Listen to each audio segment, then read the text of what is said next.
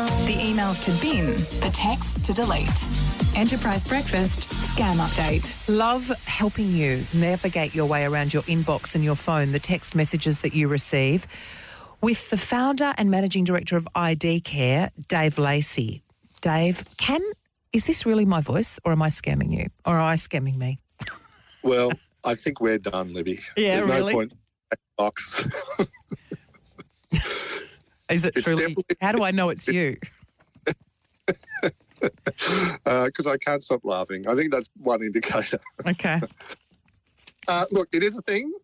People are concerned about their voice being recorded and then misused against them, and we're definitely seeing it. It's not something we're not seeing, and that's certainly a concern.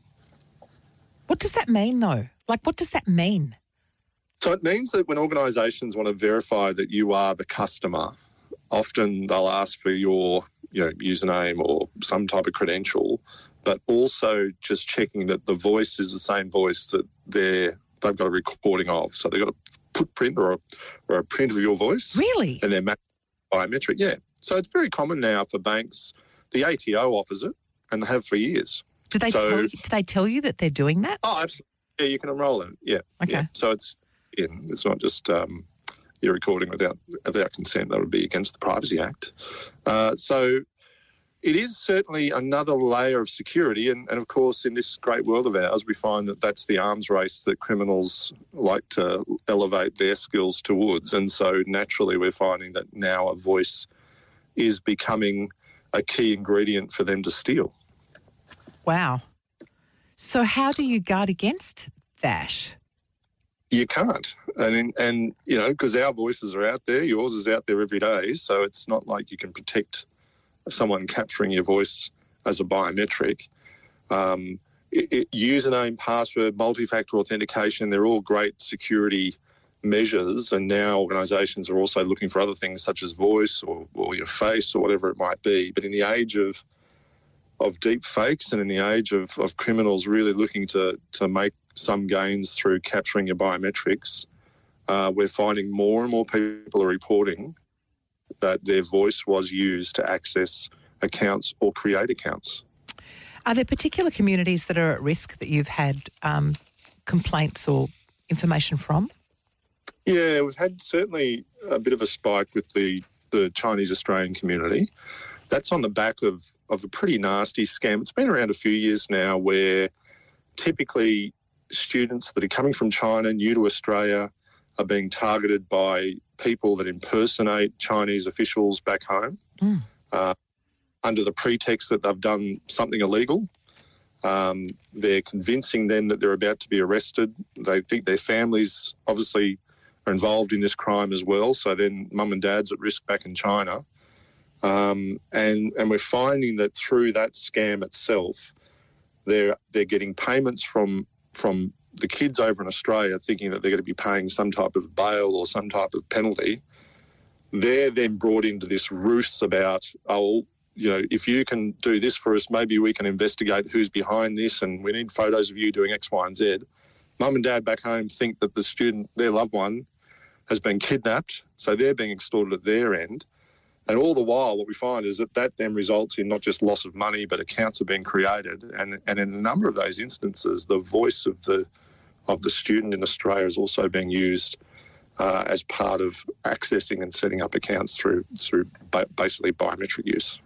So this is all through like spoofing a Chinese police number or so. Yeah, commonly it's the Shanghai police for some reason. So often they'll say, hey, look at my phone, Libby. You can see the phone number I'm calling you from. Look it up. And sure enough, it's the Shanghai police or whatever the police department is back home. We find the Chinese embassies in Australia are also spoofed. So that's very common that their numbers are spoofed because they're trying to create the scenario that government is investigating.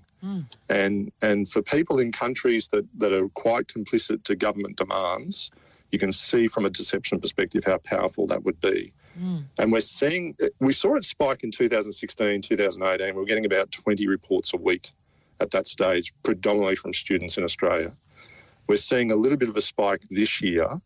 I know there's been a lot of work done, particularly from the AFP, with universities in trying to raise awareness of these scams. That I've gone back to uni, Libby, and honestly, when you get a slide that says just watch out for this, you move on to the next and go, what am I up for this semester? And you don't really pay attention to it. So it is difficult to get the cut through, get the messaging to the community that's vulnerable. And we do see on the darknet when we're monitoring, we know student accommodation, particularly in Melbourne, is being targeted at the moment in terms of information about students that are staying there. Yeah, because of course education's a huge export in Victoria. Yeah, massive. Well, across the country, it's massive. It is a huge export economy, our tertiary education or education sector at large, and scammers know it, unfortunately. Are scammers capturing people saying particular words? Are there something that we could be aware of, like not to say? Yeah, we see a few cases presenting where people are saying the scammers ask them to say or repeat the words, "In Australia, my voice identifies me."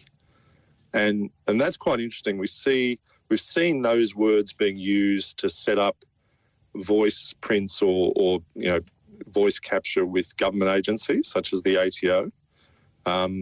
We've seen a slight decline in that, so that might suggest that the Australian government sort of got onto that and maybe they're not asking people to say those things anymore. So that's certainly a telltale sign. A few years ago, there was an alleged scam going around saying, can you just say hi or say your name? And that was flooding Australia, like in the millions in terms of phone calls, and it was just robocalls. And people were really concerned going, okay, what does that mean now? Is this a scam? What we can say is the voice alone typically won't get access. What you need is the credentials as well if you're a scammer. So that means, your driver licence, passport, your account number, your name, date of birth, etc. Gosh. Yeah. So many layers to this. Are there other ways that voices and images can be misused, Dave? Dave Lacey joining us from IDCARE. We're here to keep you safe in your inbox, your text messages, internet scams. You need to be aware. Do continue, Dave. Definitely. YouTube's becoming a lot more popular in terms of deep fakes and videos. So often they're spruiking investments in cryptocurrency or the latest, public offering of a company that, they're impersonating. So Sam Kerr tended to feature prominently with scammers around the World Cup last year in flogging, a cryptocurrency investment. So that's effectively just video engineering a public profile person spruiking a particular investment. Often they're placed as ads, not just in Facebook, and that's certainly a commonplace, but also ads on popular news sites. So that's quite interesting. So what we find is it's difficult when you're reading the news on your phone between what's a legitimate story and what's an ad. I don't know how they get it there. How do they get it there? Well, they pay for the ads. They pay for the ads. They pay for the fraudulent ads. Yeah. And what they're using is a masking technology where they've got an ad that sails through and ticks all the boxes to go, yeah, it's a legitimate ad. And then they flick the switch and then it turns into the scam ad. Wow. So that's called ad cloaking. And that is certainly happening. It's frightening, Dave. How many reports are you getting per week now? Has it upped itself? Are people still aware that they can actually call IDCARE to report it? And what do you actually do when you get these reports? So we're getting around 6,000 to 7,000 people a month reach in, and they're given a case manager. So a case manager obviously talks to them about what their concerns are and then works with them to identify, okay, here's what we think the risks are based on everything we see each day. And here is what can be done to address those risks, because there's a lot of misinformation. So if you're involved in investment fraud, often you'll be then targeted by scammers wanting to say, hey, I'm from the authorities and I can recover your money. And that's when we find people are often most vulnerable when they first detect they're involved in a scam, because the scamming doesn't stop. So the case manager is a confidential free service that just talks about these things, gives people a roadmap, cuts across government and industry, it's impartial. We're not in it for a buck. It's a charity. So it's just giving those people a place that they can go where they can feel safe and confident and get the right information. Dave, as always, a delight and a fright to talk to you all at the same time. Good on you, Libby. I think I was talking to you. Dave Lacey, who is the founder and indeed the person who runs, managing director of IDCARE, which is based in Queensland. And if you feel like you've been scammed or that you are in the midst of it, don't be embarrassed. Don't feel like, how could I do this? I can't tell anyone. You absolutely must dig yourself out of it. Do feel free to call IDCARE and you will be assigned a case manager and they will help you.